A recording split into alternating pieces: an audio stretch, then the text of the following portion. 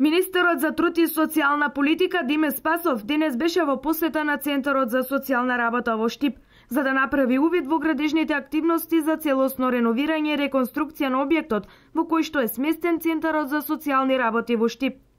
Се работи за објект кој што е изграден во далечната 1949 година, за кој постои потреба од целосна реконструкција.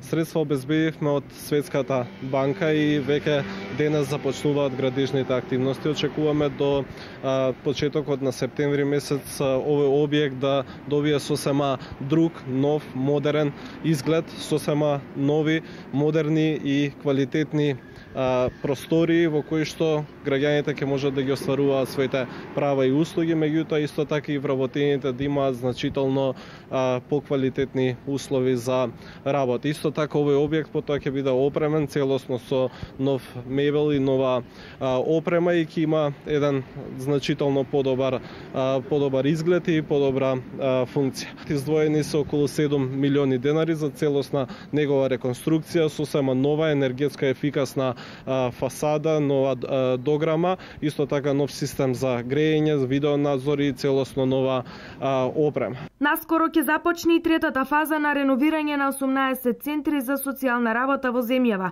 со пари од ИПА програмата. ИПА програмата дополнително овде во Штип исто така би сакал да истакнам дека во завршна фаза исто така и дневниот центар за деца со аутизам, а дополнително би сакал да најавам дека и како резултат од проектот за реновирање на центрите за вработување веќе е потпишан договор со фирма, со изведувач преку ИПА програмата и набрзо ќе се започне со реконструкција и реновирање на 12 центри за социјална работа, меѓу кои што и центарот за вработување овде во Штип. Реконструкција на еден ваков објект е значајно за корисниците на социјалните бенефити, но цел ни е што помалку да се користат услугите на Центарот за социјални работи, вели градоначалникот на општина Штип Илчо Захариев. Значи да ги вработиме сите.